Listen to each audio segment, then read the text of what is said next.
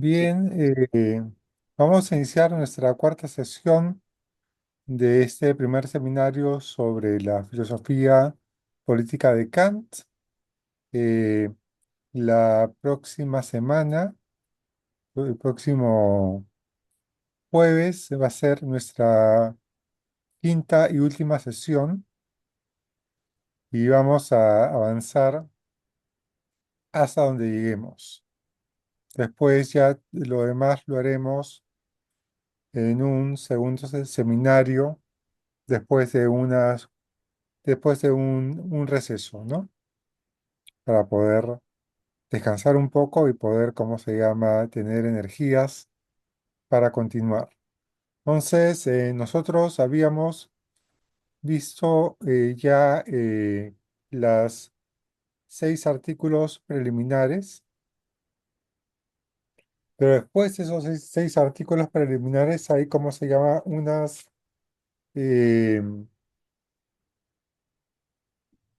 eh, unas anotaciones que coloca Kant antes de pasar a ujú, los artículos definitivos. Y ahí es donde aparece el tema, por ejemplo, de la ley permisiva y todo lo demás, ¿no?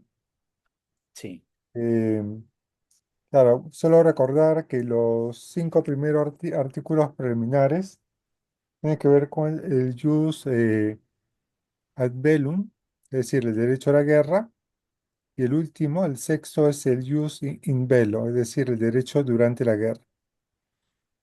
Eh, entonces, vamos entonces a esas partes adicionales. En realidad es ¿cómo se llama? Es un texto que está en el cuerpo del tratado. Y después hay un extenso pie de página ujú, que, ¿cómo se llama? Es importante porque ahí es donde aparece un montón de conceptos que ayudan a reforzar las ideas que Kant se estaba presentando. Yo no sé si podemos, y Ronald, ¿te animas a seguir con la lectura del texto? Sí. de acuerdo, de acuerdo. A ver, dice, aunque todas las leyes aducidas son objetivas, es decir, en la intención de los que detentan el poder, deben ser consideradas como leyes prohibitivas, leges prohibitive.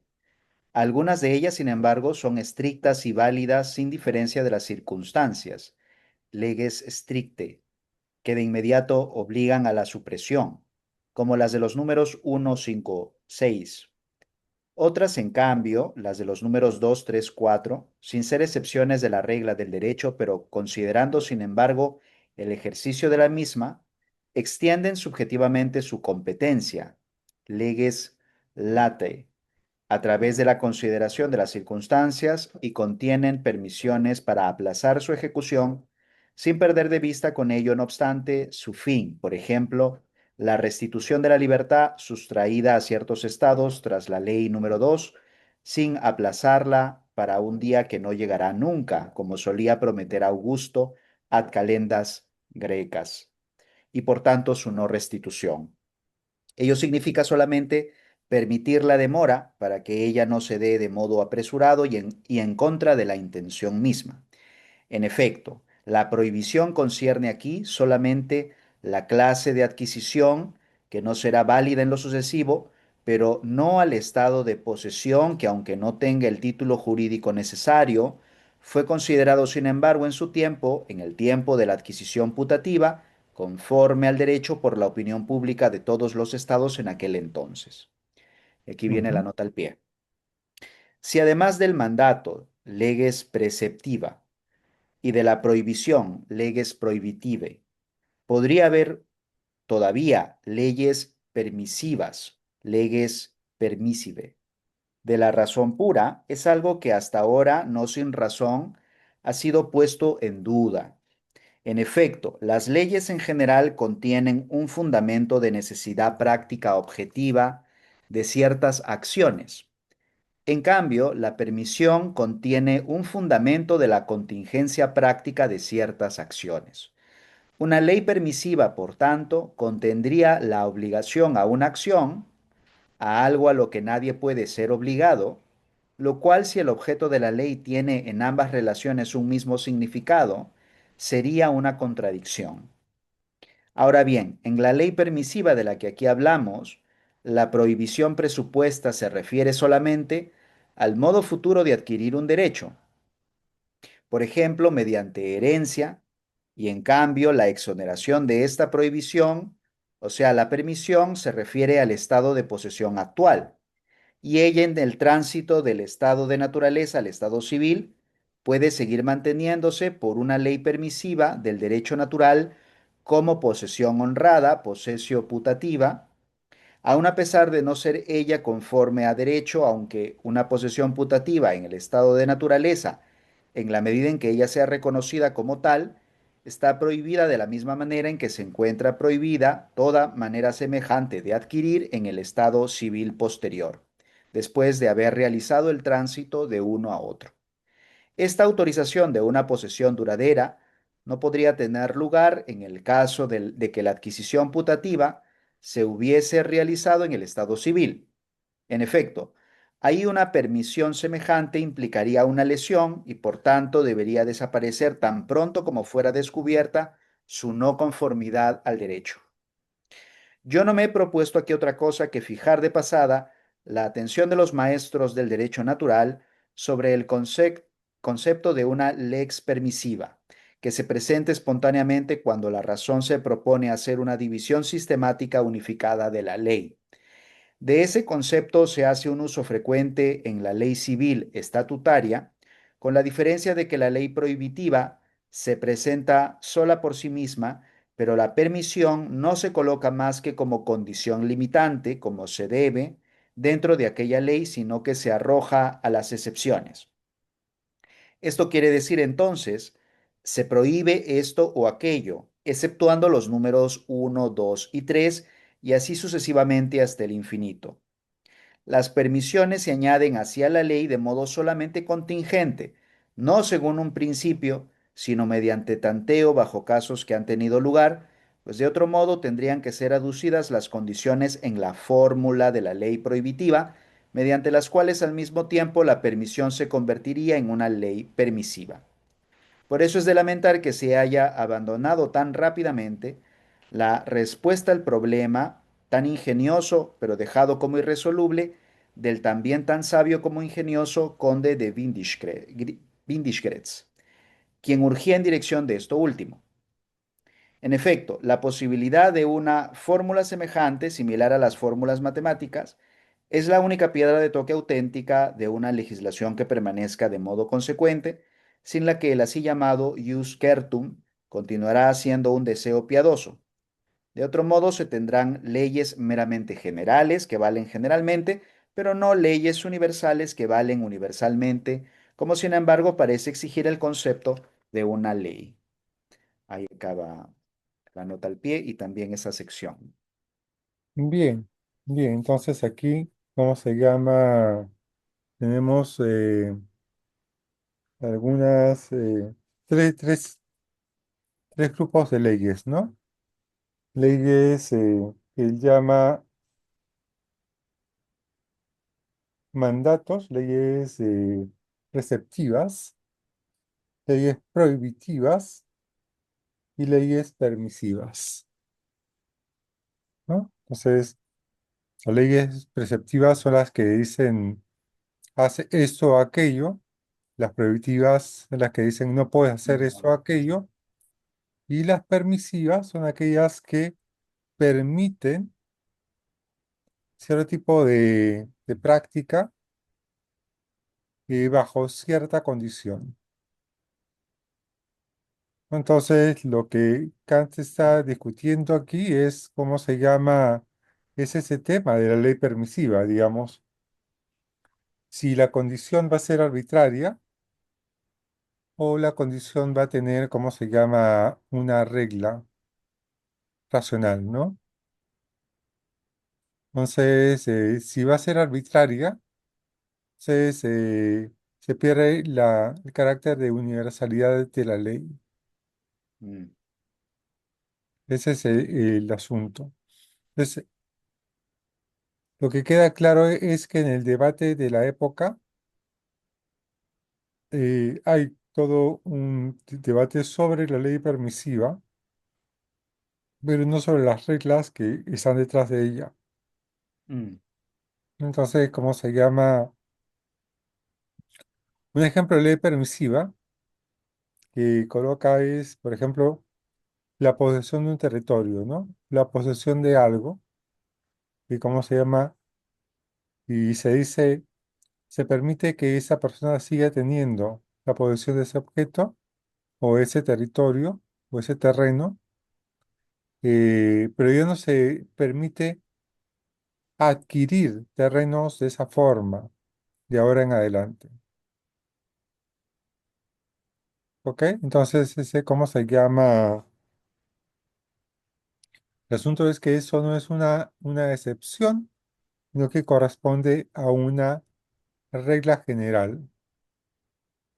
Tiene que ver con el paso, por ejemplo, del estado de naturaleza al estado civil, ¿no? Entonces, por ahí va el asunto, digamos, en Kant, ¿no? Digamos, mm. estas leyes permisivas están, ¿cómo se llama?, atravesadas por una regla racional, ¿no? Esa es la idea.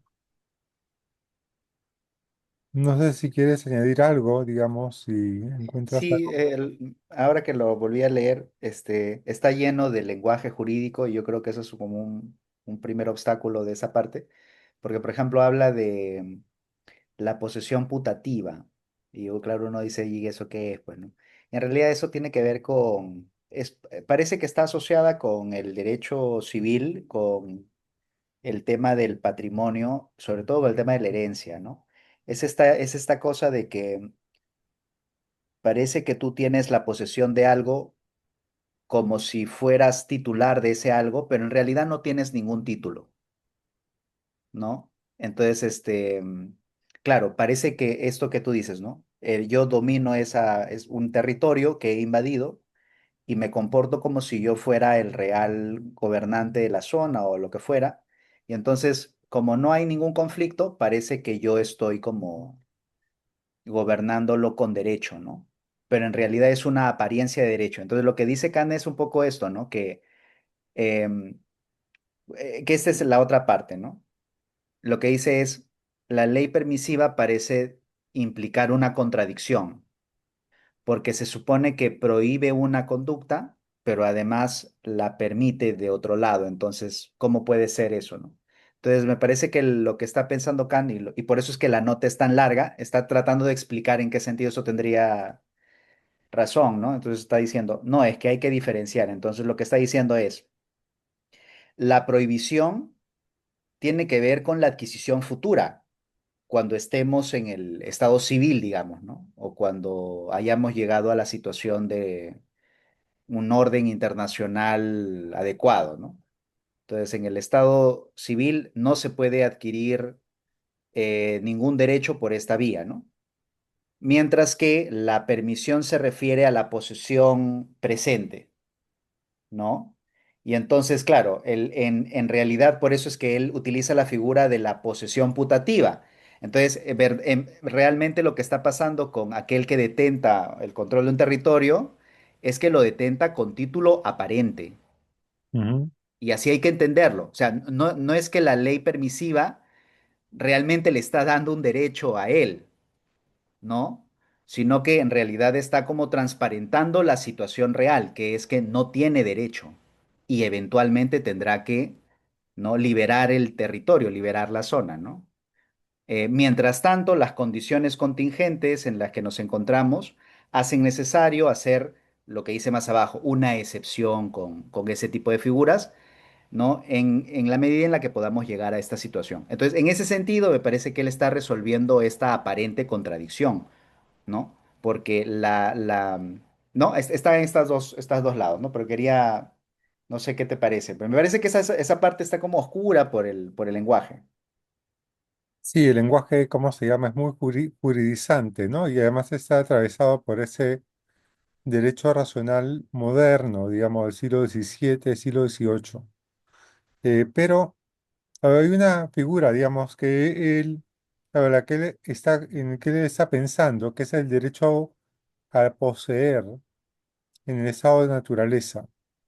Mm, Entonces, ¿cómo se llama? En el estado de naturaleza, como no hay un estado civil, no hay un gobierno, no hay un estado que, ¿cómo se llama? Que dé legítima propiedad. Entonces, la pregunta es, ¿cómo hacen las personas para tener posesión de algo? mm, Porque se supone que para poder vivir hay que tener posesión de algo, no de qué se vive, ¿no? Entonces, en ese contexto, y eso va a aparecer con mucha claridad, ¿cómo se llama? En la parte del derecho privado en metafísica de las costumbres, la doctrina del derecho, de cómo se llama el individuo, pide, ¿cómo se llama? Pide a una voluntad universal del derecho, de ese algo, de ese algo que no está en posesión de nadie, ¿no? mm, Claro, esa voluntad universal es una idea, no es que haga una consulta universal, porque si no se muere antes de, ¿cómo se llama?, de terminar con la consulta, digamos. Entonces, la idea es más o menos esta, digamos. Eh, en principio, todos somos copropietarios de la tierra y por lo tanto, si hay un terreno o algo en la tierra, en el mundo, que no esté poseído por otro, yo tengo derecho a poseerlo. Pero ese derecho, ¿cómo se llama?, es permisivo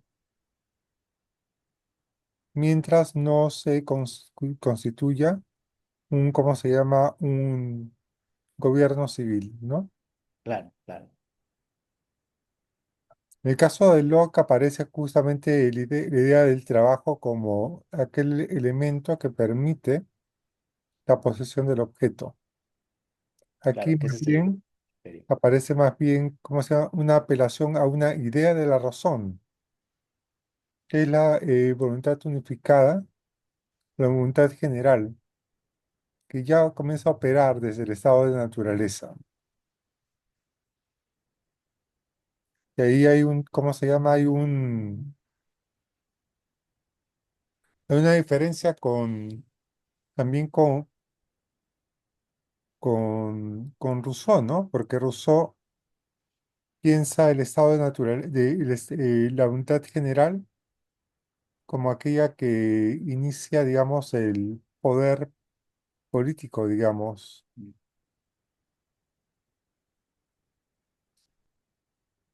Claro, y si uno ve, digamos, el tratado sobre la desigualdad,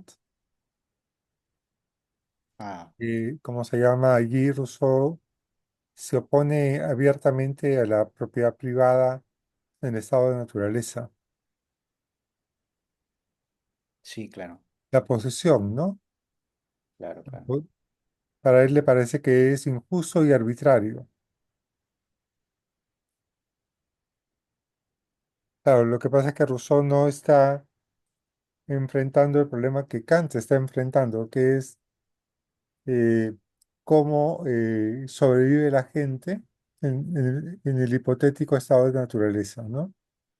Sí, sí. Pero claro, es como, ahí lo de Rousseau tiene yo creo que él estaba como muy influenciado por las crónicas que llegaban del Nuevo Mundo, ¿no?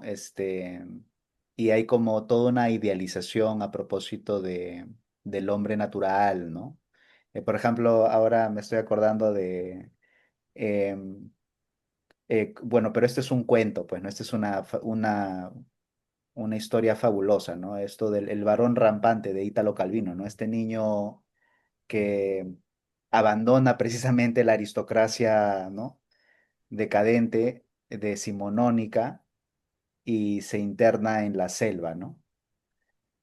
Y vive saltando de un árbol a otro y encuentra todo lo que necesita para su vida de esa manera, ¿no? Entonces, esa es como, claro, esa es la ficción con la que opera buena parte de este movimiento contrailustrado, ¿no? Del que Rousseau es un representante, ¿no? Importante ahí, ¿no? Entonces, más bien, pero me parece que más bien aquí Kant está tratando de darle una nota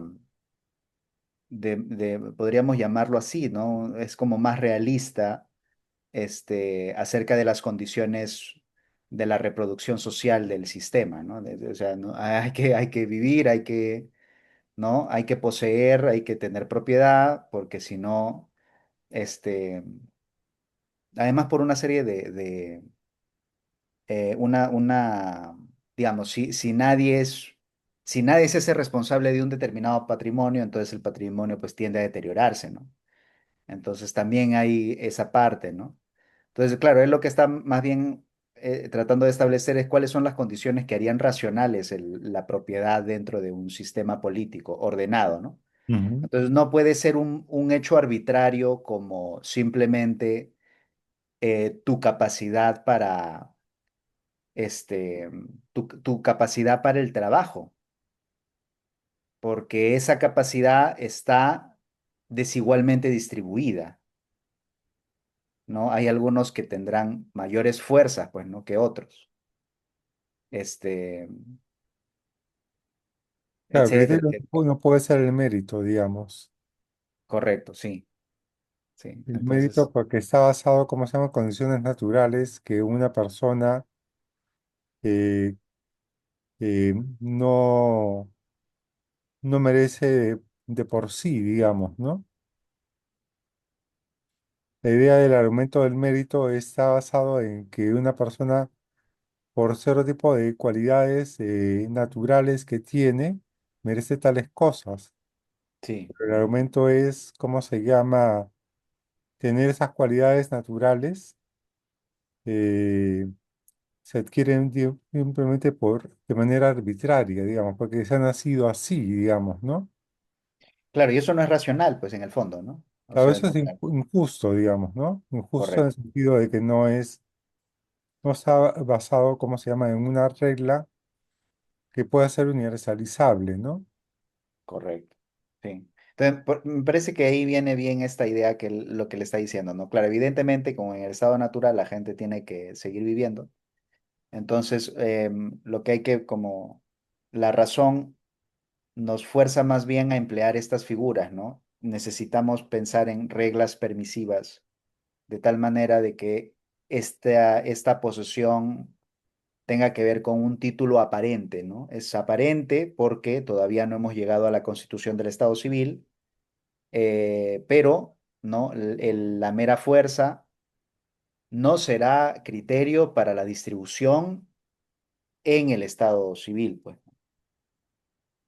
No Ujú. puede serlo, ¿no? Tienen que haber otras reglas, que son las reglas de la tradición, ¿no? Es decir, compra-venta, ¿no? Etcétera, etcétera, ¿no? Y aquí hay otra cosa adicional respecto de la diferencia entre el estado natural y el estado civil, ¿no? En Kant, por lo menos, ¿no? Digamos, la diferencia de Hobbes o Locke, ¿no? El estado natural coincide con el derecho privado.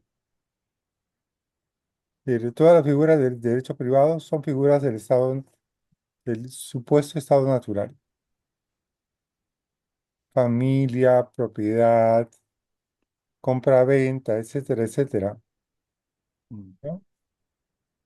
Es decir, derecho, digamos, real y derecho personal, ¿no? ¿Y cómo se llama? El estado civil es todo aquello más la organización política del Estado. Es derecho, ¿cómo se llama? Derecho privado más derecho político, ¿no? mm. Entonces, Es por eso que hay que pensar el derecho natural en Kant como una relación social operante. Y preguntémonos nosotros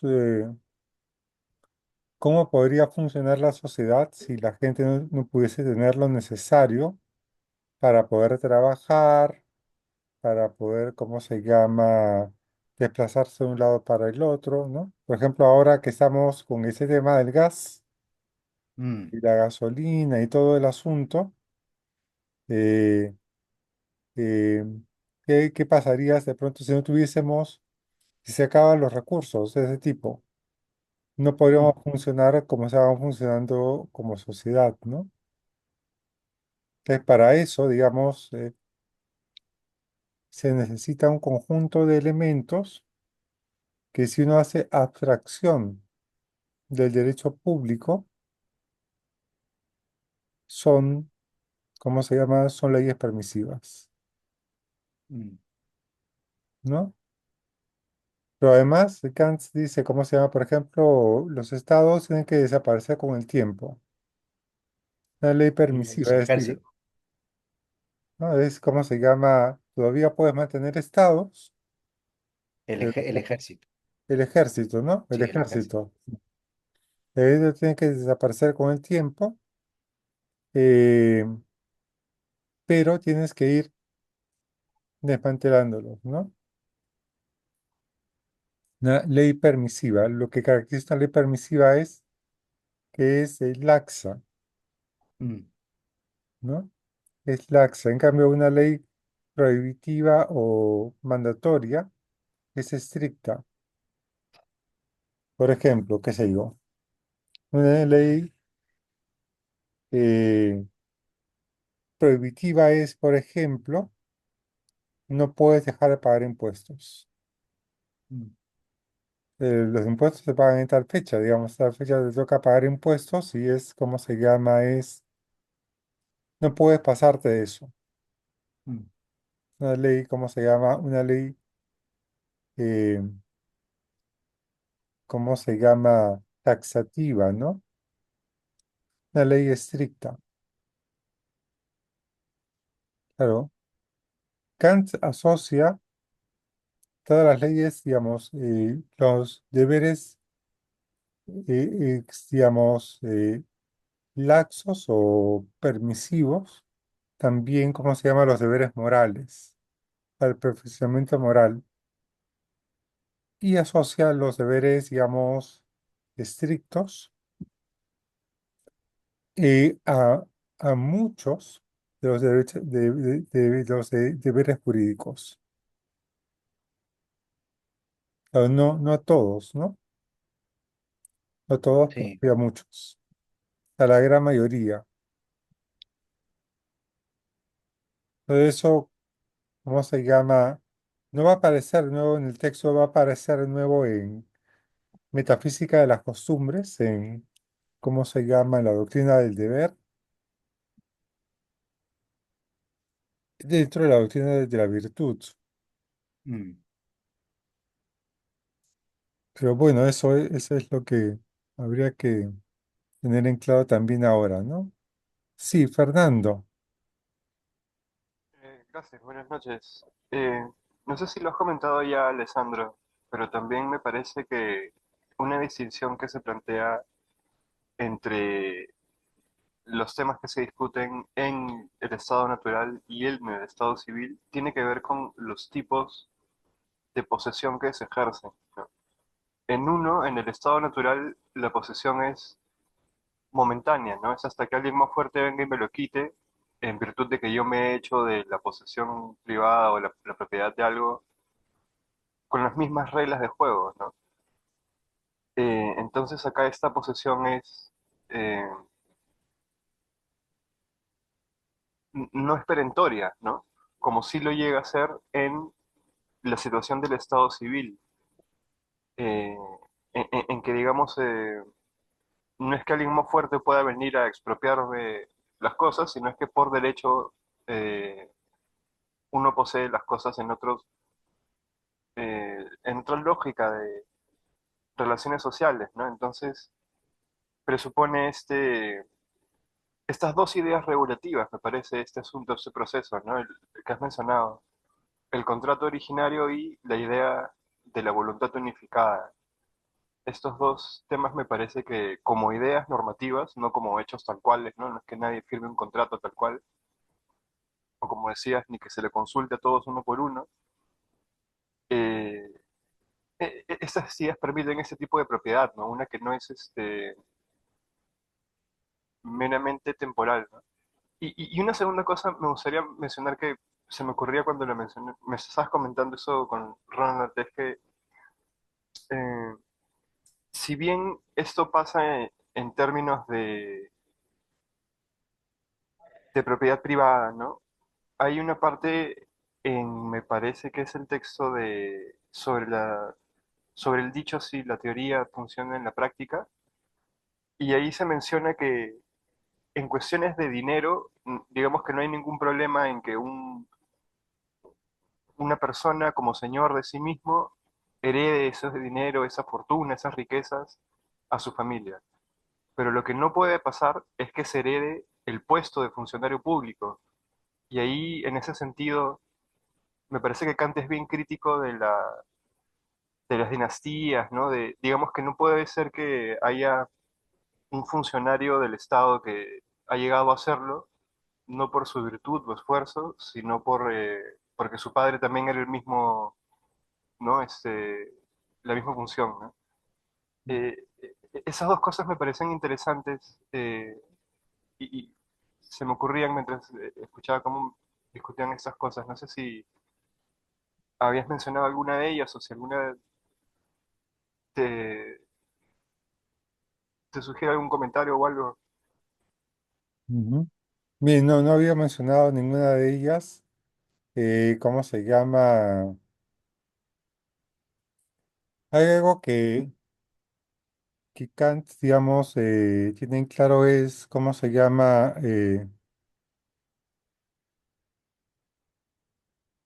Que tener un derecho a algo, a un objeto, no se, y cómo se llama, no se equipara, o no es lo mismo a tener posesión de ese objeto. Es decir, la relación entre lo jurídica, digamos,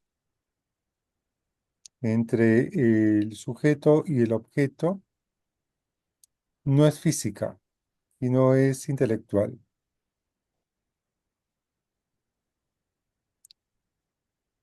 Porque si no, ¿cómo se llama? Porque si fuese meramente física, aquel que me arrebata mi propiedad tiene derecho a ella porque la tiene ahora en su poder.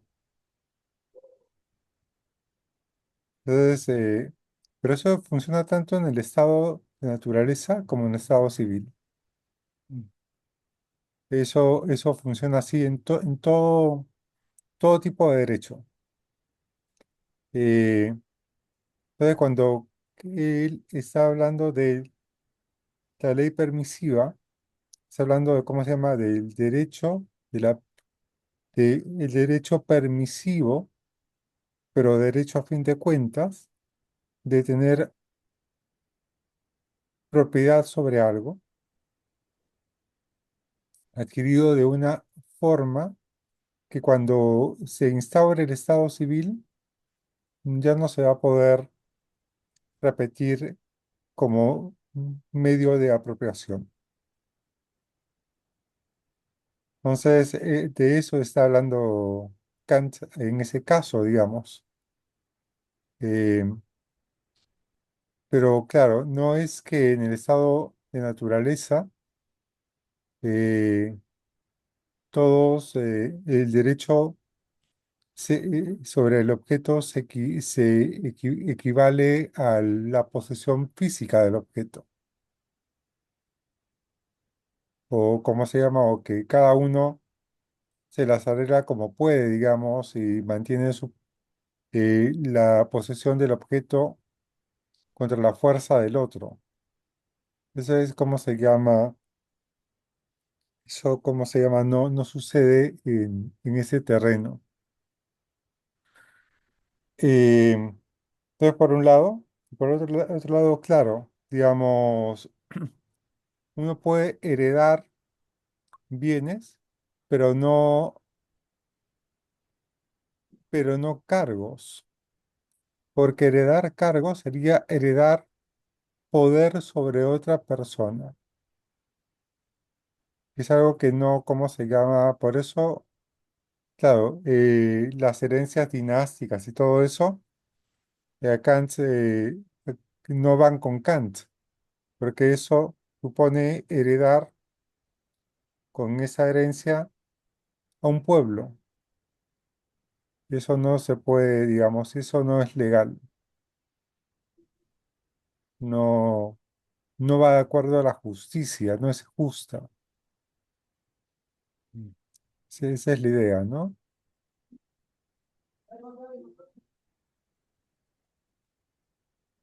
Pero se está colando ruido. Yo solamente añadiría que de repente, claro, esto no es materia del seminario, pero es interesante si lo pensamos de esta manera, ¿no? Que en Kant, digamos, hay una distinción muy clara en lo que él podría llamar, digamos, la, la ley estatutaria, lo que hoy podríamos llamar derecho positivo, y luego está este nivel que podríamos llamar el derecho racional, ¿no? Que es, por un lado, la metafísica de las costumbres, ¿no? La doctrina del derecho. Entonces, claro, que es un derecho que ha atravesado la crítica de la razón, ¿no? Entonces, claro, incluso si la ley estatutaria o el derecho positivo permitiera tales cosas, eso no las haría, no las haría justas y por lo tanto no las haría legales tampoco. Entonces ahí es Mm, interesante que la posición de Kant eh, sea como muy de avanzada, ¿no? Porque em, quiero decirlo, bueno, el reciente desarrollo de la literatura en la filosofía del derecho ha llegado hasta ese punto en el que el derecho civil todavía tiene que ilustrarse, el derecho, perdón, positivo todavía tiene que ilustrarse por unos principios y el debate es de dónde salen esos principios, cómo establecemos, ¿no? Em, términos de justicia y entonces ahí es un debate, ¿no? Que los teóricos no se ponen de acuerdo, pero lo cierto es que se ha visto hoy con mucha claridad que el derecho no se agota en el estatuto, ¿no? Sino que necesita o bien interpretación o bien necesita principios de justicia o lo que fuera. Este,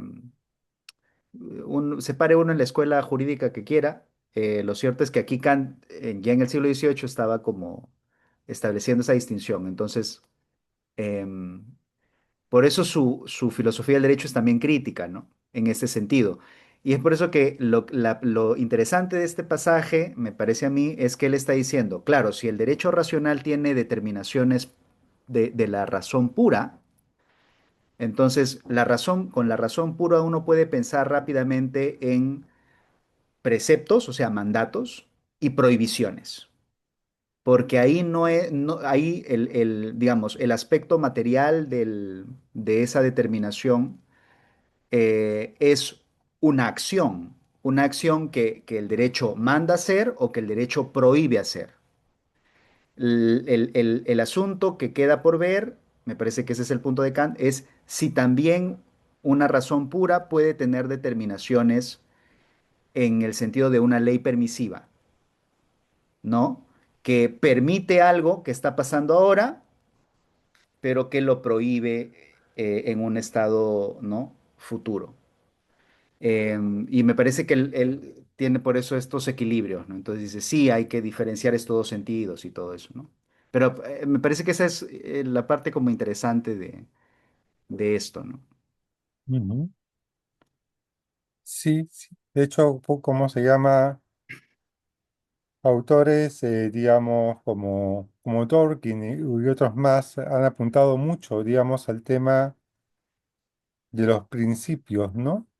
Mm, Los principios del derecho. El derecho no puede ser simplemente un conjunto de reglas positivas, no tiene que articularse en torno a principios.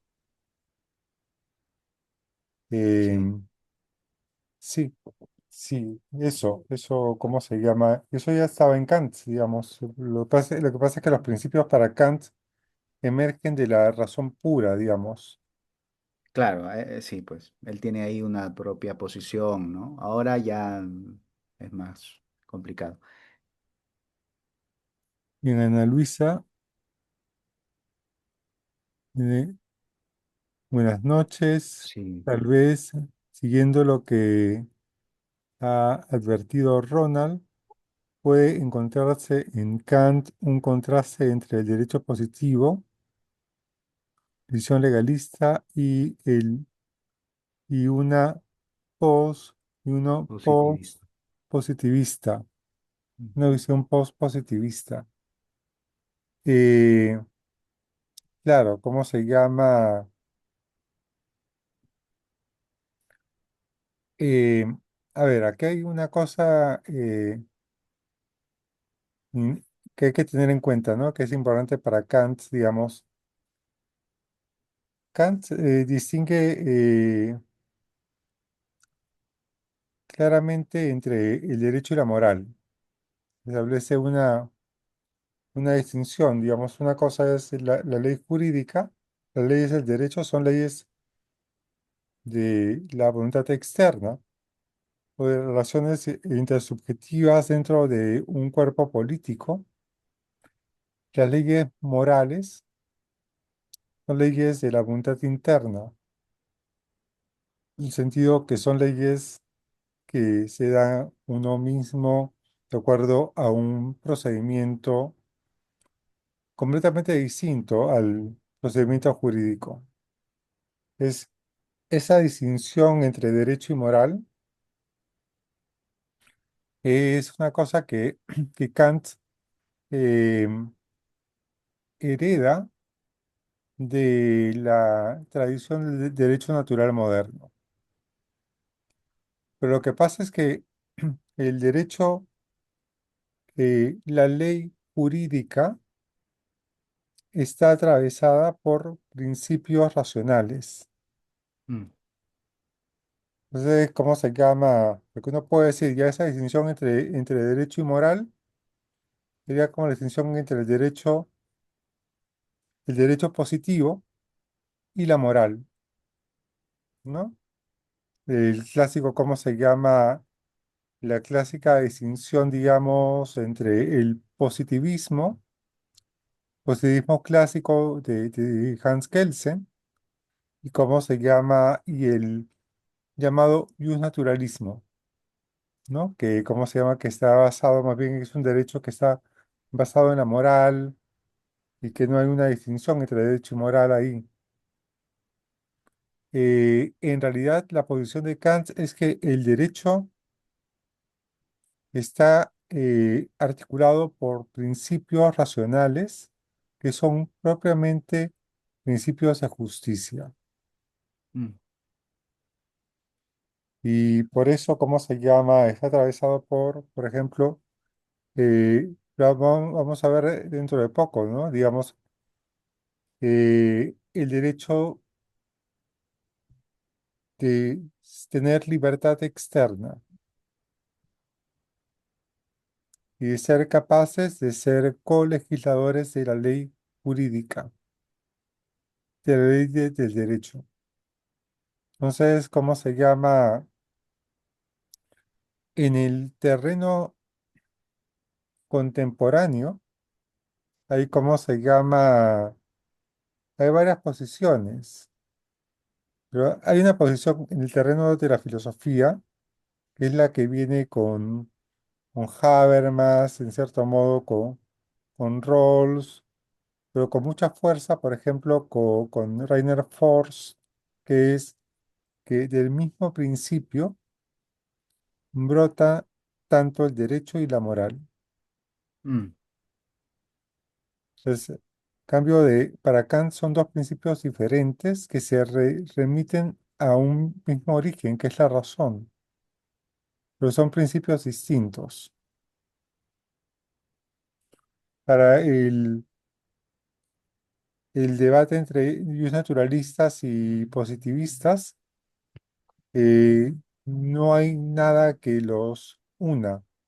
Digamos, por ejemplo, el derecho natural, mejor dicho, el positivismo de Kelsen, eh, no encuentra ningún principio, ningún origen común entre el derecho y la moral.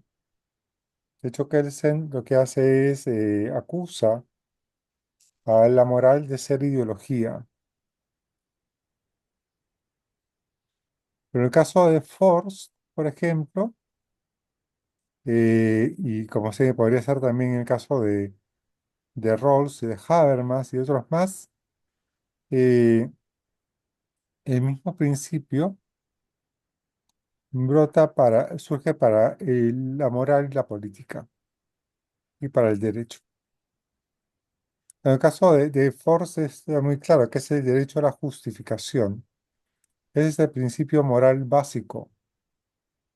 De hecho, él lo dice exactamente así, digamos, cuando hablamos de derecho natural, de derechos humanos o derechos en general, todos ellos se remiten a un principio moral básico, que mm, es el derecho a la justificación. Pero en Kant no es así. En Kant, más bien, tanto el derecho político como digamos, el derecho como la moral hunden sus raíces en la razón. Son dos formas de expresión de la razón. Hunden sus raíces en la razón práctica. Esa es como se llama es la forma que tiene para Kant, ¿no? sí, es, bueno, interesante. Bueno, es que Kant es muy sistemático, pues, ¿no? No podría ser de otra manera. Es cierto que lo que dices sobre Habermas, Habermas habla de una cooriginariedad de la autonomía moral y la autonomía política, pero estaba pensando ahora cómo serían Rawls y yo creo que Rawls también lo piensa, estaría más cerca de Kant en ese sentido, ¿ah? Porque, por ejemplo, o sea, Rawls está claro de que la razón de que, digamos, tiene la capacidad para dar principios políticos. Entonces él habla de una razón política, ¿no? Entonces, ¿qué es su sistema? No es otra cosa que el esbozo de un, ¿no? De un cierto procedimiento que permita principios de justicia entre miembros cooperadores de una sociedad, y ahí estaría nuestra identidad em, política, ¿no? Ujú, Pero cuando él habla de pluralismo, él dice cosas como, el pluralismo no es un hecho que haya que lamentar, y él dice, el pluralismo es la consecuencia natural del ejercicio de nuestra razón.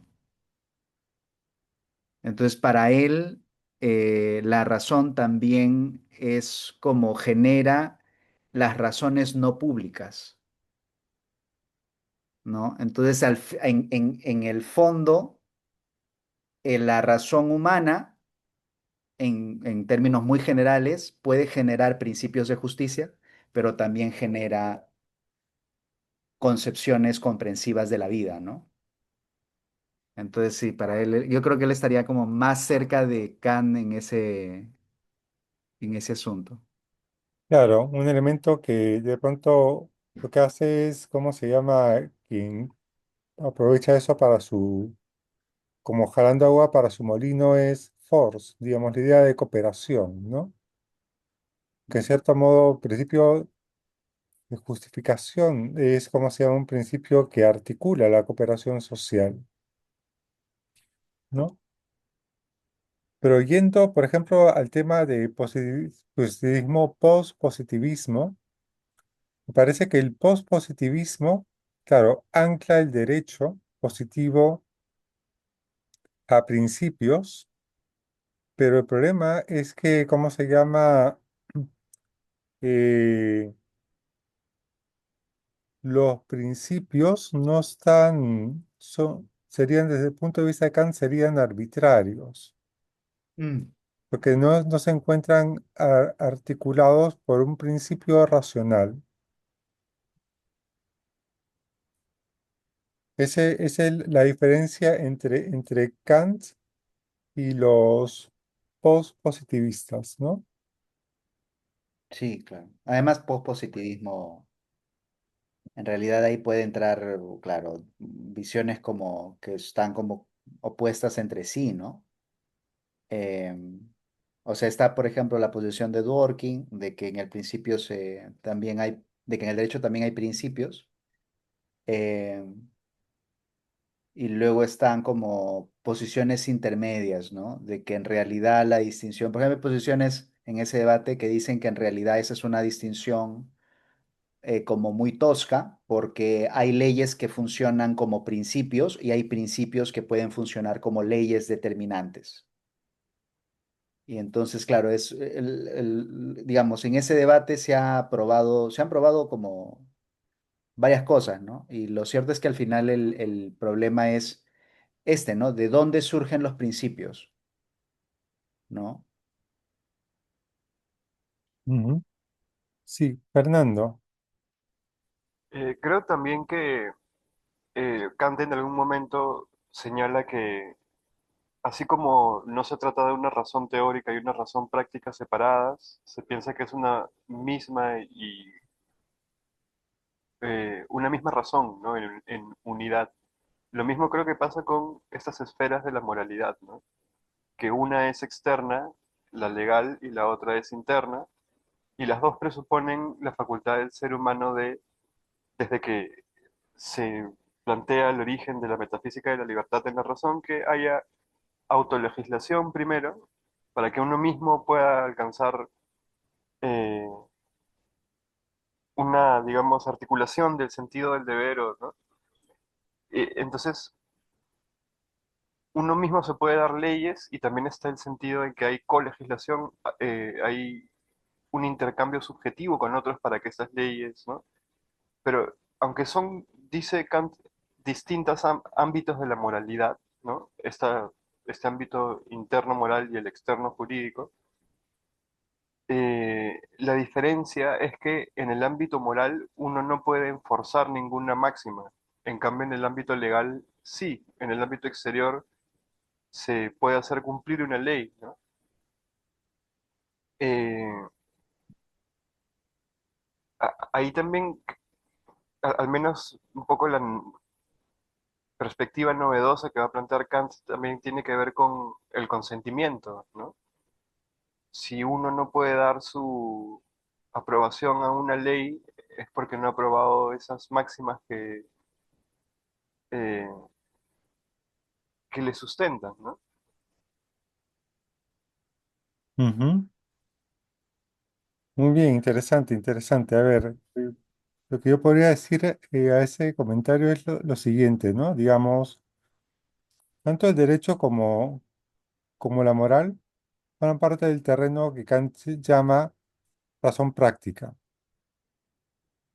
Es lo que las une, digamos, son dos expresiones, para decirlo de alguna forma, de la razón práctica. Igual que la política, igual que la religión, ¿no?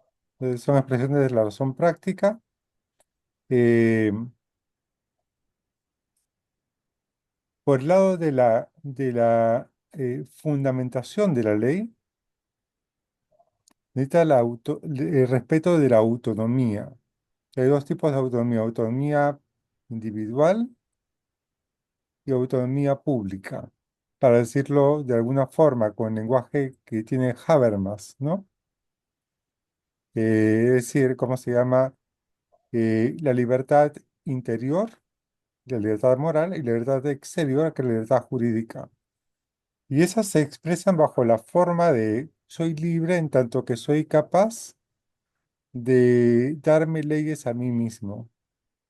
En el caso de la moral, en el caso de autonomía jurídica es soy libre en tanto que soy capaz de entenderme como colegislador de la ley.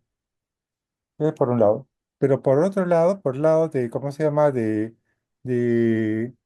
la fuerza que hace que una persona cumpla con la ley es diferente, ¿no? En el caso de la moral, la fuerza es interna. ¿Cómo se llama? Una persona sabe lo que es la ley moral, sabe cuál es su ley moral. Por ejemplo, no debe mentir o no debe hacer tal cosa. Y la fuerza para hacerla es interna. No hay una fuerza externa al sujeto, porque si no, no sería moral. Si tuviésemos que obligar a alguien, o condicionar a alguien, no estaríamos, digamos, tratándolo como un agente moral. En cambio, en el caso del derecho, para cumplir con la ley se necesita de una fuerza pública que haga que las personas cumplan con la ley, porque, qué sé yo, habrá personas que serán sí pues conscientes y pagarán sus impuestos, pero hay otras a las que, ¿cómo se llama? Hay que amenazarlas ¿cómo se llama? Con multas, cosas por el estilo para que lo hagan, ¿no? No todos asumen el pago de los impuestos como una ley moral para sí mismos. Y el Estado y la sociedad necesita funcionar, necesita que la gente cumpla con la ley. Por eso el Estado utiliza la fuerza para hacer valer la ley. Tenemos por un lado dos territorios, ¿no? El territorio de la fundamentación de la ley, moral o jurídica, y por otro lado, el territorio de la razón o la fuerza que hace posible o que conmina a la persona a cumplir con la ley, sea moral o sea jurídica. Ese es como se llama. Pues hay un debate en el caso de la moral, porque no queda muy claro qué es lo que vincula al sujeto con el cumplimiento de la ley. Hay un conjunto de cosas ahí que cada se está tratando de darle vueltas. Mm. Pero en Y el luego, caso, sí, perdona, solo quería complementar porque luego está también el tránsito de la incorporación, de la coacción interna, pues, ¿no? Que es toda la parte de Kant de la pedagogía, así es. que esa es otra cosa también muy interesante, ¿no? Pero no quiero distraer más. Fernando. Claro, sí, Fernando. Sí, gracias por lo que mencionas. Entonces, podría uno decir que en el ámbito interno de la moralidad, la facultad o más bien la guía normativa, el arquetipo de modelo que se toma para establecer elecciones y actos sería el imperativo categórico. En cambio, en el ámbito de la libertad externa, esta brújula, este norte o este criterio para cohesionar leyes sería ya no el principio interno de la moralidad, ¿no? Sino sería, creo, lo que Kant llama el principio universal del derecho, de la justicia, ¿no? Que apunta a estas relaciones recíprocas de mutua influencia, de los límites de la libertad, dónde se colocan, ¿no? Y cómo el acento ya se pone en lo intersubjetivo y en el contacto de comercio humano, perdón, quiero decir, interacción humana, ¿no? No eh, creo que lo traducen así el alemán, por eso se confunde un poco el término, pero bueno, me parece que es interesante verlo desde este esquema de repente, pero no sé si es que me equivoco, ¿no? Se podría decir que el ámbito interno está, no quiero decir gobernado, pero orientado por la idea del imperativo categórico y el externo por el principio universal del derecho, aludiendo a que mencionabas que se necesita eh, una fuente de legislación o una influencia, ¿no? Para estos ámbitos. Sí, sí, a ver, ¿cómo se llama? En el caso de la moral. es como se llama la producción de la autonomía individual, ¿no? Es decir, la forma del imperativo categórico que permite que uno pueda darse sus leyes morales, darse leyes morales universales. En el caso del derecho, es el principio de la libertad exterior. Y lo que pasa es que Kant entiende la libertad siempre como autonomía y la autonomía como la capacidad de producir sus propias leyes. Entonces, en el caso de la moral o de la libertad interior, eh, eh, la forma de producir las leyes es a través del imperativo categórico, principio de universalización, ¿no? La fórmula de la ley universal. Eh, y por el lado del derecho, es el principio según el cual solamente tengo que obedecer a aquella ley a la que puedo dar mi libre consentimiento. Pero, ¿cómo se llama? Por el lado, digamos, para, pero como somos sujetos que tenemos razón y corporeidad, no siempre actuamos de acuerdo a la ley que hemos producido. Una cosa es la ley, la producción, el acto de producción de la ley, otra cosa es la conducta. Entonces, ¿cómo se llama? Entonces, ¿cómo se llama? Para hacer que la conducta se ajuste a la ley, hay dos tipos de coacción, para decirlo de alguna forma, una coacción interna y una coacción externa. La coacción interna es yo que me propongo, a pesar de que mis pasiones, mis inclinaciones me dicen otra cosa, yo me propongo ajustar mi conducta a la ley moral. ¿Ok? O también en ese caso yo podría tener un elemento adicional que es, por ejemplo, la educación, como un elemento que va a permitir darle una fuerza a esa coacción interna. Y la coacción externa es la que le da fuerza al derecho. La coacción externa es la fuerza pública del Estado. Por eso Rawls hemos dicho, Rawls no, sino Kant va a decir que no se necesita tener un pueblo de ángeles para poder tener un Estado republicano. Para tener una república, inclusive un pueblo de demonios puede ser un Estado republicano. Basta que esté regido por leyes correctas, ¿ok? Porque se supone que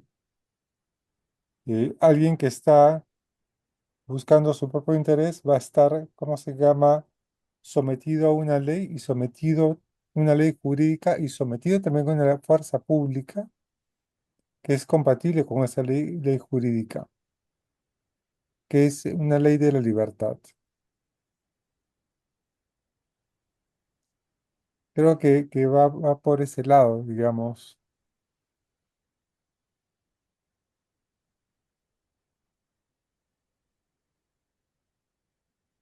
No sé si estabas buscando algo, Ronald, por ahí. Sí, pero no logro encontrar. Es que la pregunta de Fernando requiere como ya precisión textual y estaba intentando acordarme si en alguna parte Kant dice algo así como... Lo que pasa es de que a mí sí me parece que Kant ahí es como muy sistemático. Entonces, creo que finalmente la idea de la libertad interior y la idea de una libertad exterior tienen que condecirse con un principio de la autonomía en general. ujú, ¿no? Entonces, sí creo que no es por nada que Kant dice algo así como siempre esto, ¿no? El principio supremo de todo el edificio práctico es el imperativo categórico, ¿no? Entonces, y además recordemos que la idea del imperativo categórico es bastante ambigua. Entonces, a veces Kant habla de imperativo categórico y en lo que está pensando es en el concepto de la razón. Está pensando en la idea de que todos entendemos qué es, por ejemplo, una ley moral, ¿no? Luego piensa el imperativo categórico como un cierto procedimiento y luego también piensa el imperativo categórico como un mandato concreto. ujú. Entonces es como muy ambiguo y entonces de repente habría que buscarlo, habría que confirmarlo, ¿no? Pero de repente sí es cierto que algo así como este, como esta base y sobre la que sí, pues luego se montan como, por ejemplo, los principios de la virtud, ¿no? Esto de hacer del deber un fin para mí mismo, ¿no? Como principio de la virtud, ¿no? Y luego la idea de actuar de acuerdo a una máxima que pueda hacer que mi libertad exterior sea compatible con la libertad exterior de todos los demás, que sería el Ujú. principio del derecho, ¿no? Entonces sí creo, no estoy seguro de si habría que reservar esta idea del imperativo categórico solo para la virtud. Me parece que habría que ir como más fino, pero bueno. Sí, sí, antes de darle la palabra a Fernando, digamos, quería comentar eso, ¿no? Digamos, lo que pasa es que Kant, ¿cómo se llama? En la fundamentación, dice, ¿cómo se llama? El principio supremo de la moralidad Mm, es, ¿cómo se llama? Es el imperativo categórico. Y cómo se llama, y da la impresión de lo que está hablando es la capacidad de autolegislarse. mm, En ese sentido, por, por eso, ¿cómo se llama? Es como si dijese el principio supremo de de la moralidad es la libertad. ujú, La libertad entendida como la capacidad de darse leyes a uno mismo, como autolegislación. Pero de pronto, habla cuando escribe la metafísica de las costumbres, él dice, ¿cómo se llama? Dice, los dos terrenos, ¿cómo se llama? La virtud, la doctrina de la virtud y, ¿cómo se llama? Y la doctrina del derecho tienen su fuente en la moralidad. mm, Es ahí donde, ¿cómo se llama? Donde uno podría entonces colegir, claro, que ambos, ¿cómo se llama?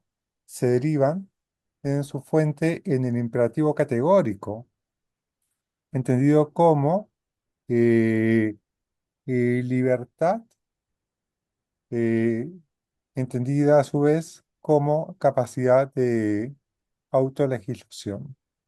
mm, mm. De esa forma, me parece que, claro, y lo mismo sucede con la religión.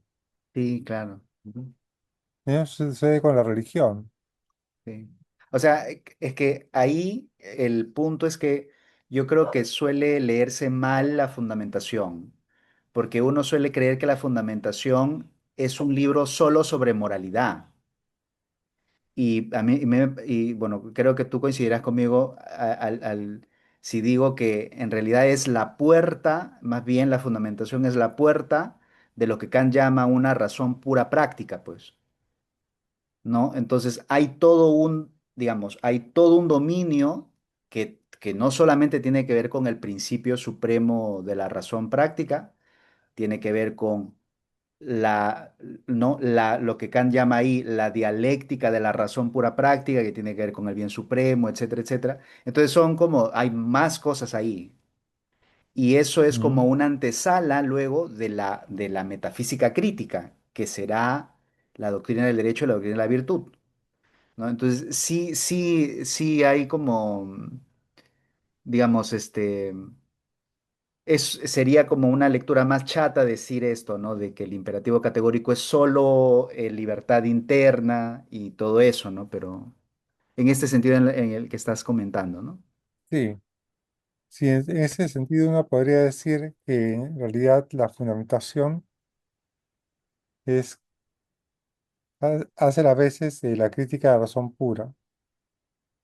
De la crítica de Mm, la razón pura, ¿cómo se llama? Se derivan, es la puerta de entrada al sistema a los sistemas metafísicos, ¿no? Entonces es algo así, digamos. Eh, y para hacer una metáfora un poco muy imperfecta, ¿ya? De hecho, digamos, es como si la crítica de la razón pura fuese, ¿cómo se llama? Fuese la puerta de entrada a la metafísica de la metafísica teórica. ¿Y cómo se llama? Y la fundamentación fuese la puerta de entrada a, ¿cómo se llama? A la metafísica de la razón práctica. ujú. Claro, no es así perfecto, digamos, tan así, digamos. Bueno, Kant tiene un texto que se llama Principios de la Filosofía Natural, que es su metafísica de la naturaleza. Ujú, Aunque, bueno, esto es una opinión debatible porque, por ejemplo, Rosemary cree que ya la crítica de la razón pura tiene una, o sea, es también metafísica de la naturaleza.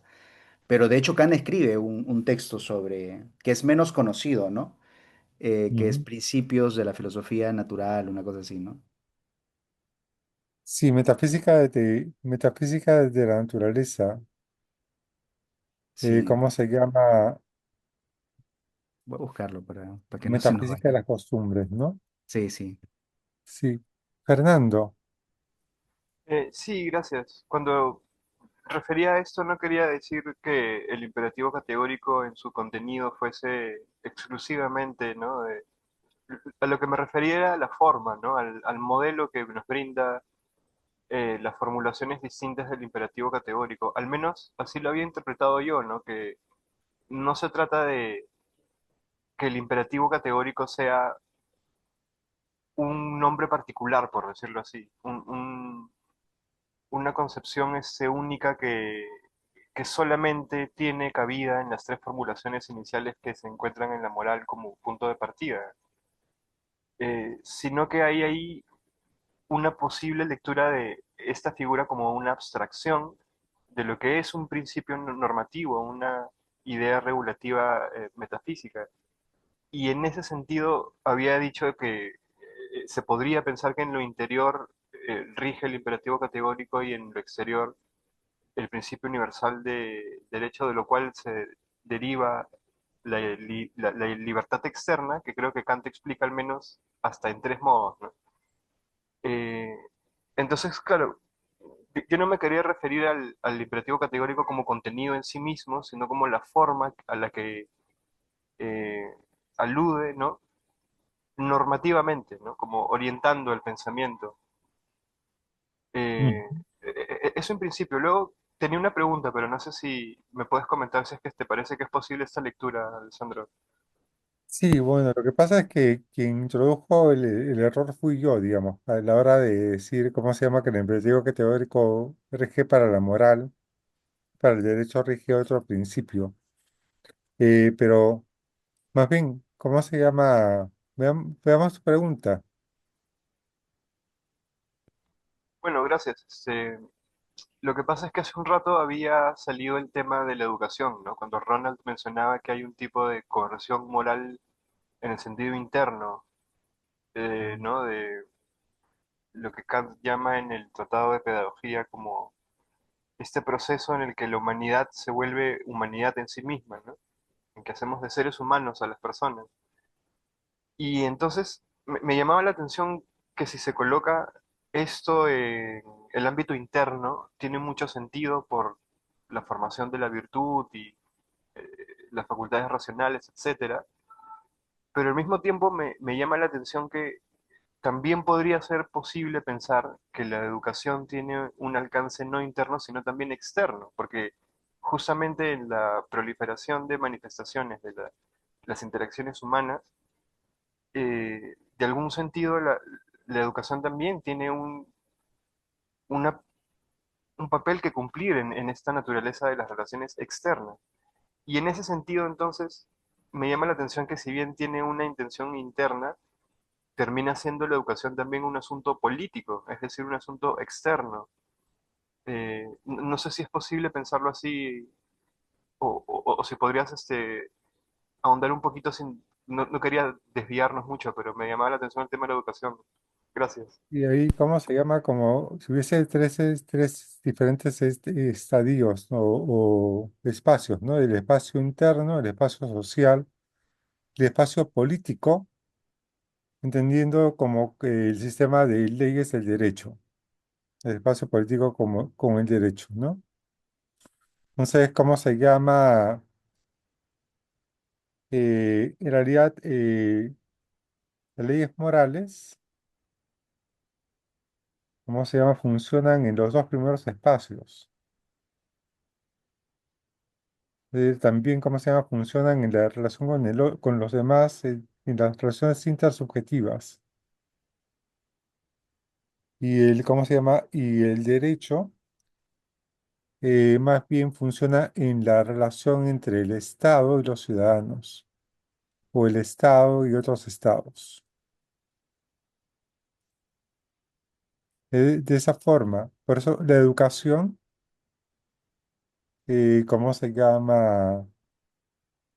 Se encuentra, digamos, en ese terreno más bien entre interno e intersubjetivo, ¿no? Porque en realidad Kant no, digamos, claro, se habla de interno, pero Kant no piensa la moral como algo meramente interno, no como una relación interpersonal.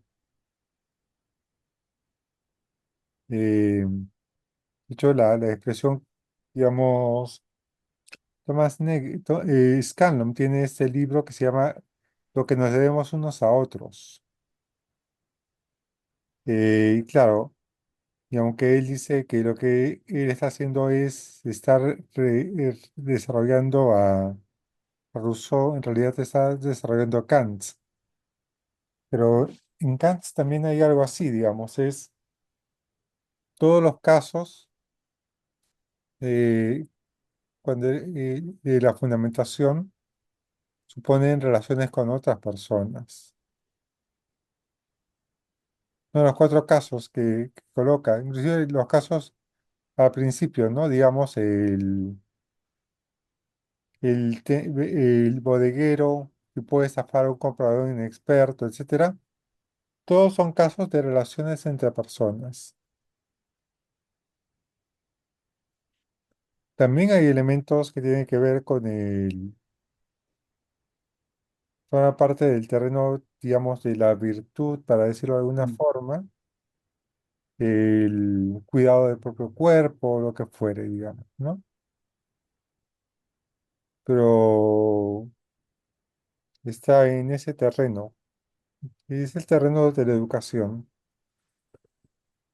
Claro, por eso Kant también, digamos, tiene problemas para conectar, digamos, eh, la ley moral con la conducta, digamos. Ese es el problema. Por eso está buscando en la educación, en la religión, la consolidación de una comunidad ética o buscando otras formas, digamos, la idea del bien supremo, formas de tratar de encajar el cumplimiento de la ley, digamos, la ley moral con el cumplimiento por la conducta.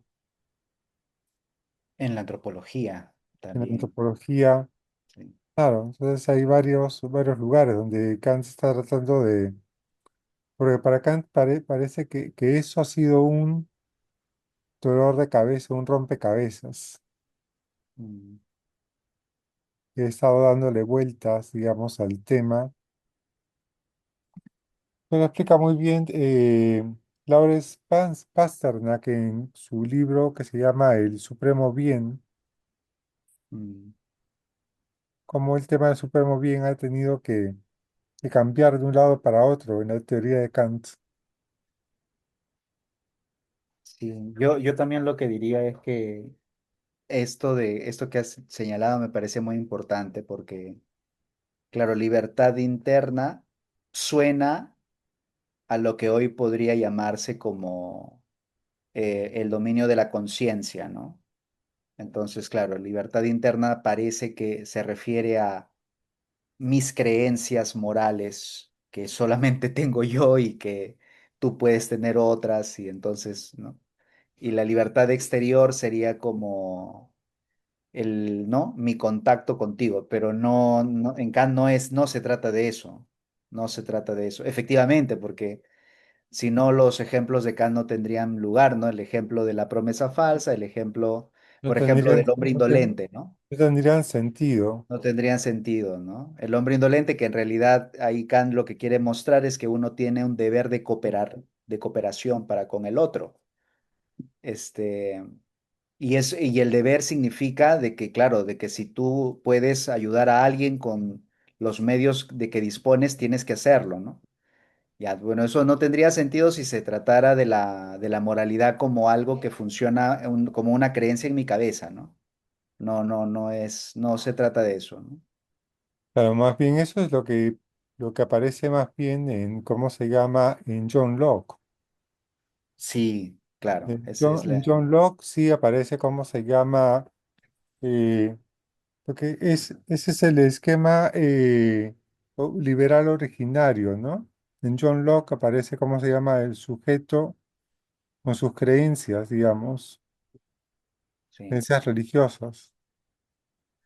Y por otro lado, ¿cómo se llama? La interacción social regida por la ley. Mm. Pero la ley está orientada a la protección de esa esfera individual, que tiene que ver con la propiedad y con las ideas. Claro, y ahí también, ¿no? O sea, por ejemplo, incluso el derecho de propiedad en Kant, eh, no es simplemente que esto es algo muy interesante que yo creo que ya ahora, bueno, las facultades de derecho, yo lo digo con conocimiento de causa, ya no invierten mucho, pues, en teoría, ¿no? En teoría del derecho, o sea, ya no se enseña mucho, pero, por ejemplo, en Kant está muy claro que, hasta donde yo tengo entendido, no soy especialista en teoría del derecho en Kant, pero hasta donde yo tengo entendido, el derecho a la propiedad de algo, por ejemplo, no es como, no es como una especie de extensión intangible de mi cuerpo, ¿no? No es que el libro que yo me he comprado sea como metafísicamente una extensión de mi cuerpo, sino que mi derecho a la propiedad lo que realmente significa es que los demás están excluidos del conjunto de, ¿no? derechos de los que yo disfruto. Entonces, el derecho en Kant es un tipo de relación. ¿No? Es un tipo de relación. El derecho significa, que yo tenga derecho a algo significa que todos los demás no lo tienen.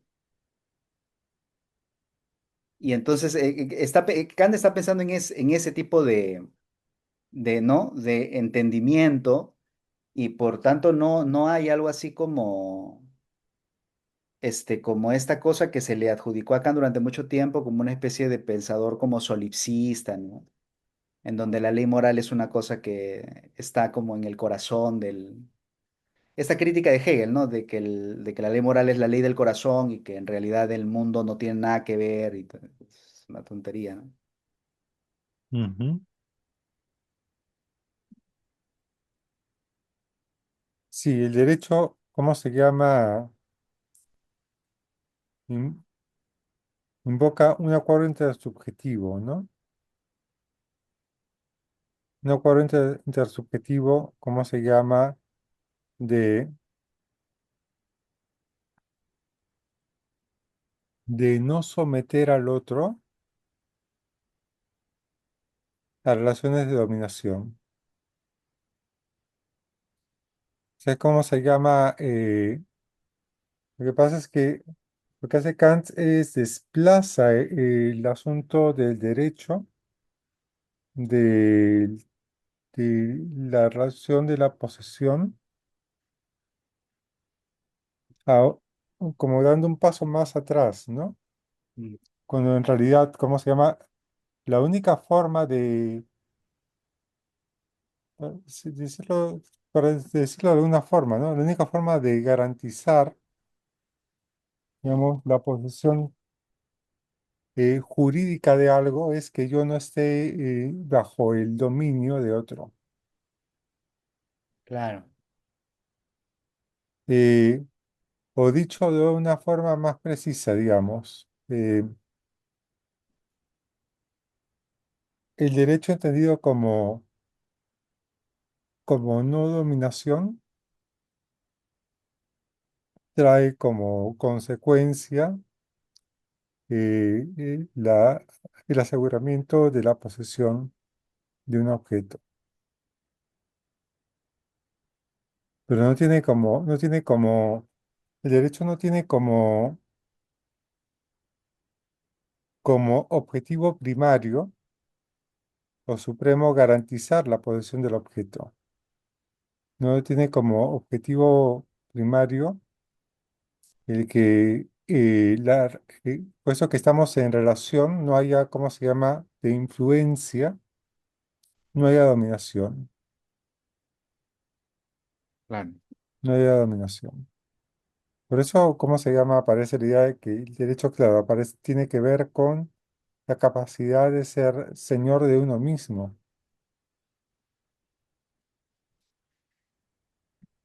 señor de uno mismo. Sí, que en el fondo es el gran proyecto de cómo es posible que la libertad se realice, ¿no? Em, y entonces, claro, la idea de una libertad interna debe entenderse más bien en el sentido de qué es lo que hace posible. La moralidad sería ese sistema que hace posible que realmente pueda ser autónomo, ¿no? Claro, la gente normalmente tiene estas cosas, ¿no? Que cree que dedicarse, por ejemplo, a los placeres es una elección que le hace libre.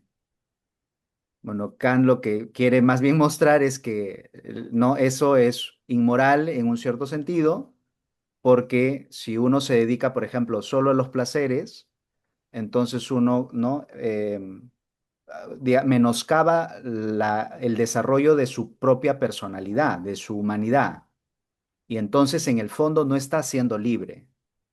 Entonces la moralidad tiene que cumplir el objetivo de ayudarte a ser libre internamente, ¿no? Y ese es el sentido de la libertad interna.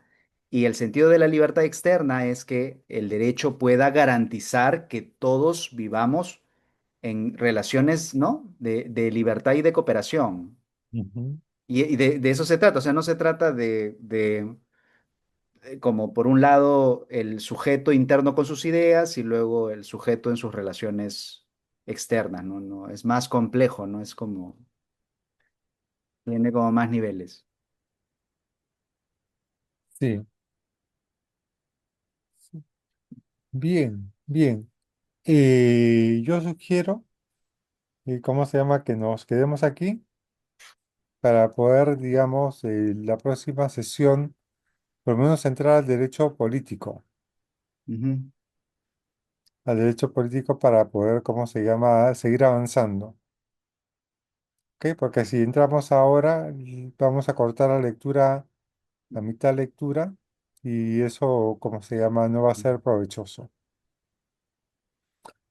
De acuerdo, Bien, entonces nos quedamos aquí y nos vemos el próximo jueves. de acuerdo. Muchas gracias, Sandro. Muchas gracias a todos. Nos vemos.